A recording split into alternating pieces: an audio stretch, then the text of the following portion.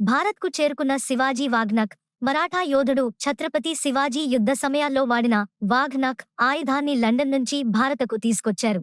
1659లో బీజాపూర్ సామ్రాజ్య సైన్యాధిపతి అఫ్జల్ ఖాన్ను చంపేందుకు ఆయన దీనిని వాడినట్లు చరిత్ర చెబుతోంది.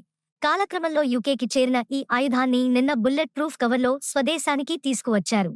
దీనిని మహారాష్ట్రలోని సతారాలో ఉన్న శివాజీ మ్యూజియంలో ప్రదర్శనకు ఉంచనున్నారు.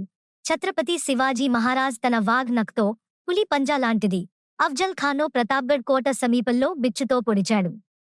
చివరకు అఫ్జల్ ఖాన్ హత్యకు గురయ్యాడు. ఆదిల్ షాహీ సుల్తానేట్ మరియు మరాఠా దళాల మధ్య యుద్ధం జరిగే అవకాశం ఉంది. అప్పుడు ఛత్రపతి శివాజీ సతారాలోని ప్రతాప్గఢ్ కోటలో ఉన్నారు.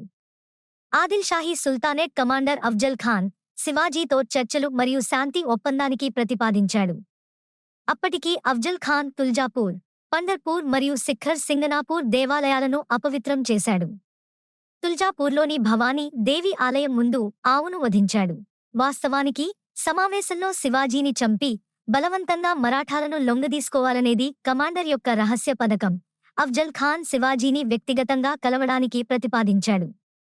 సమావేశ స్థలం ప్రతాప్గఢ్కు దక్షిణాన 1 మైలు దూరంలో ఉన్న పర్ గ్రామం అని నిర్ణయించబడింది. ప్రతాప్గఢ్ కోట దిగువన ఉన్న శిఖరాన్ని వేదికగా ఎంచుకున్నారు.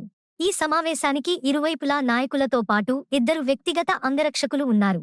సమావేశాల సమయంలో అఫ్జల్ ఖాన్ సంధానకర్తలను మోసగించిన ట్రాక్ రికార్డు ఉంది. 1639లో అతను ఒక చిన్న దక్షిణ భారత రాజ్యమైన సెరా రాజు కస్తూరిరంగను ఒక సమావేశంలో ద్రోహంగా హత్య చేశాడు. శివాజీ అఫ్జల్ ఖాన్ను కలవడానికి వెళ్లాడు. బిచ్చు, స్టిలెట్టో లాంటి సన్నని బాకు మరియు వాఘ్నక్ పులి పంజాలు, 4 గుండు గోళ్లతో కూడిన ఇనుప వేలిపట్టు తన బిగువులో దాచుకున్నాడు. అతను తన బట్టల క్రింద కవచం మరియు తలపాగా కింద స్టీల్ హెల్మెట్ ధరించాడు. సమావేశంలో అఫ్జల్ ఖాన్ తన నమ్మకద్రోహ వ్యూహాలను ప్రయోగించాడు మరియు ఆలింగనం సమయంలో శివాజీపై రహస్యంగా దాడి చేశాడు.